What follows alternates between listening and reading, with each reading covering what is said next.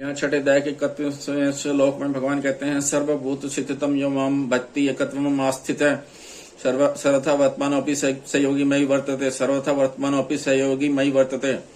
मुझ में एक ही भाव से स्थित हुआ जो भक्ति योगी संपूर्ण प्राणियों में स्थित मेरा भजन करता है, वह सब कुछ बर्ताव करता हुआ भी मुझ में ही बर्ताव कर रहा है, अर्थात वह नित्य निरंतर मुझ में ही स्थित है, एकत्वम आस्थित है।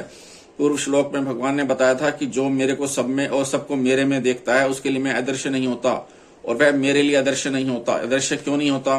कारण है कि संपूर्ण प्राणियों में स्थित मेरे साथ उसकी अभिन्नता हो गई है, अर्थात मेरे साथ उसका अत्यधिक प्रेम हो गया है। अद्वैत सिद्धांत में तो स्वरूप में अद्वैत सिद्धांत में तो स्वरूप से एकता होती है, पर यहाँ वैसी एकता नहीं है, यहाँ द्वैत होते हुए भी अभिन्नता है, अर्थात भगवान और भक्त दिखने में तो दो हैं पर वास्तव में एक ही हैं।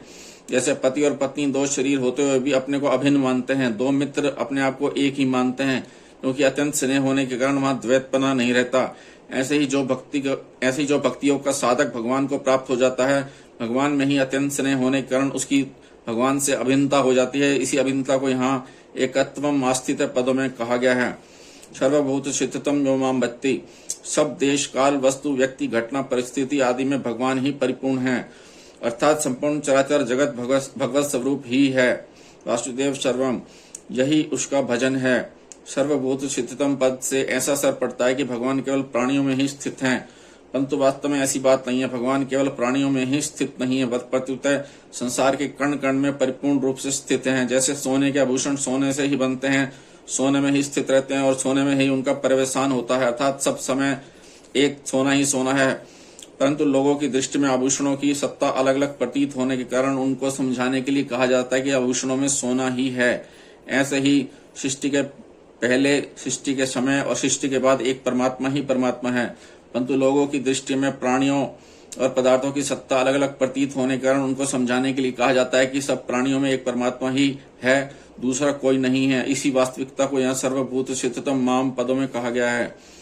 सर्वथा वर्तमानोपि सहयोगी मई वर्तते, वह शास्त्र और वर्ण आश्रम की मर्यादा के अनुसार खाते पीते सोते जागते उठते बैठते आदि सभी क्रियाएं करते हुए मेरे में ही बरतता है, मेरे में ही रहता है। कारण है कि जब उसकी दृष्टि में मेरे सिवाय दूसरी कोई सत्ता ही नहीं रही तो फिर वह जो कुछ बर्ताव करेगा उसका वो कहाँ करेगा, वह तो मेरे में ही सब कुछ करेगा। 13वें अध्याय में ज्ञान योग के प्रकरण में भगवान ने यह बताया कि सब कुछ बर्ताव करते हुए भी उसका फिर जन्म नहीं होता।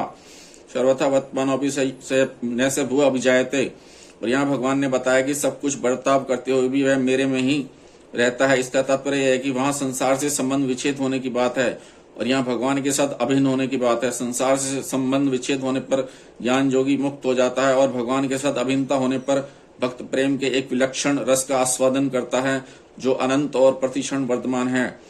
यहाँ भगवान ने कहा है कि वह योगी मेरे में ही बर्ताव करता है, अर्थात मेरे में ही रहता है। इस पर शंका होती है क्या अन्य प्राणी भगवान में नहीं रहते?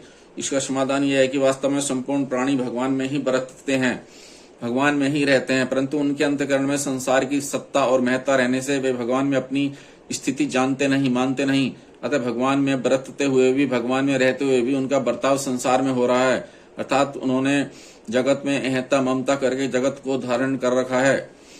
जगत को भगवान का स्वरूप न समझकर, अर्थात जगत समझकर बर्ताव करते हैं। वे कहते भी हैं कि हम तो संसारी आदमी हैं, हम तो संसार में ही रहने वाले हैं, परंतु भगवान का भक्त इस बात को जानता है कि यह सब संसार वासुदेव रूप है, अतः वह भक्त हरदम भगवान में ही रहता है और भगवान में ही बर्ताव करता है।